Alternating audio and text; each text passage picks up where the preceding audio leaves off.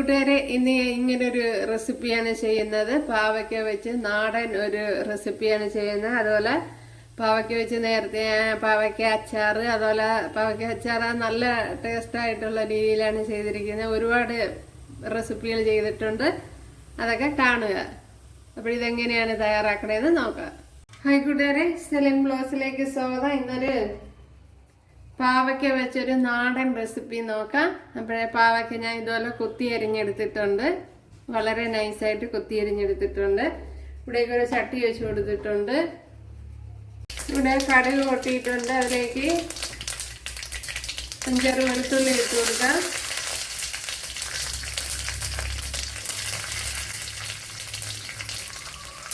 നല്ല കറി വെച്ചിട്ട് കൊടുക്കാം.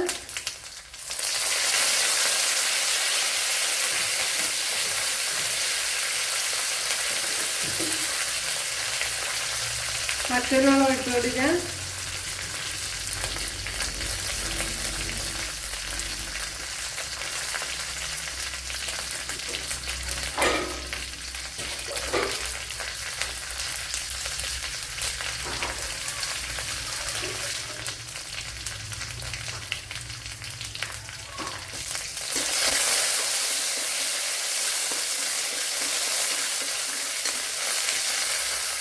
ഇതിലേക്ക് ഒരു സവാള അരിഞ്ഞ് വെച്ചിട്ടുണ്ട്, അതിട്ട് കൊടുക്കാം.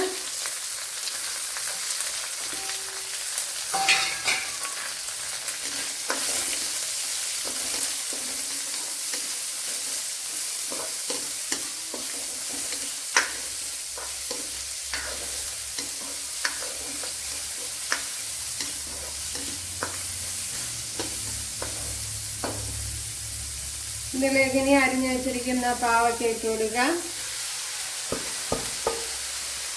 സവാളയും പാവയ്ക്കയും കൂടെ ഒരുമിച്ച് അങ്ങ് വെന്തോളാം. ഇനി ആവശ്യത്തിനുള്ള ഉപ്പ് ഇട്ട് കൊടുക്കാം.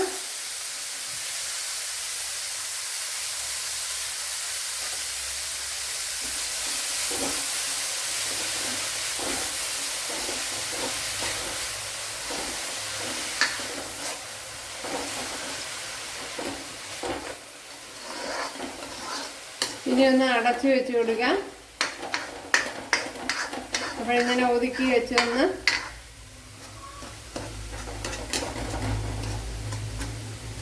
ഒരു നാടൻ റെസിപ്പിയാണ്. അപ്പോഴേ മിക്കവർക്കും അറിയായിരിക്കും, പിന്നെ അറിഞ്ഞൂടാത്തവരെന്തരായാലും കാണാം. അപ്പോൾ വീനേഴ്സിനൊക്കെ അറിഞ്ഞൂടായിരിക്കുമല്ലോ, അതുകൊണ്ടാണ് ചെയ്യാമെന്ന് വിചാരിച്ചത്. ഇനി ഒന്ന് അടച്ചു കൊടുക്കുക. ഇനി പാവയ്ക്കയ്ക്ക് വേണ്ടുന്ന അരപ്പ് തയ്യാറാക്കാം. അതിനായിട്ട് ഒരു പിടി, നമ്മുടെ കയ്യിൻ്റെ ഒരു പിടി ഉള്ള തേങ്ങ എടുത്തിട്ടുണ്ട്. അതിലേക്ക് 2 പച്ചമുളക് ഇട്ട് കൊടുക്കാം. അതുപോലെ 1/2 ടീസ്പൂൺ ജീരകം ഇട്ട് കൊടുക്കാം.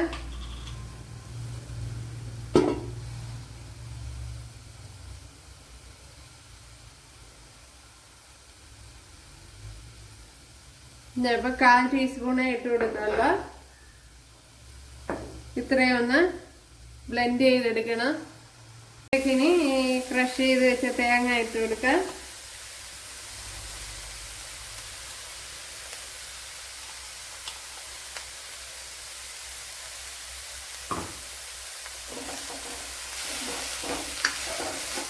ഒരു പാവയ്ക്ക വെന്തതിന് ശേഷമാണ് ഞാൻ ഇട്ട് കൊടുത്തത്. അപ്പോൾ ഇനി തുറന്ന് വെച്ചൊന്ന് ഈ അരപ്പിൻ്റെയൊക്കെ പച്ചച്ചുവയൊന്ന് മാറ്റിയെടുക്കണം. ഉപ്പുണ്ടോ നോക്കാം.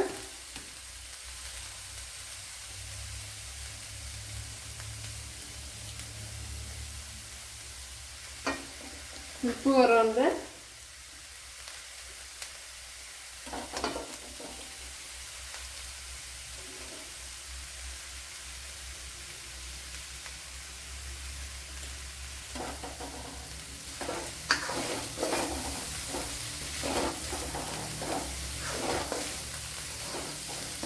ഇനി അരപ്പിൻ്റെ പച്ചച്ചുവയൊന്ന് മാറിയാൽ മതി. അപ്പോഴത്തേന് ഒക്കെ വളരെ ഈസി ആയിട്ട് വളരെ എളുപ്പത്തിൽ നമുക്ക് ചെയ്തെടുക്കാം.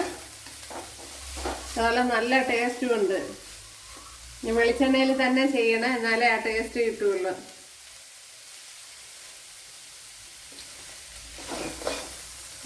ഇവിടെ അരപ്പിൻ്റെ പച്ചമണമൊക്കെ മാറിയിട്ടുണ്ട്.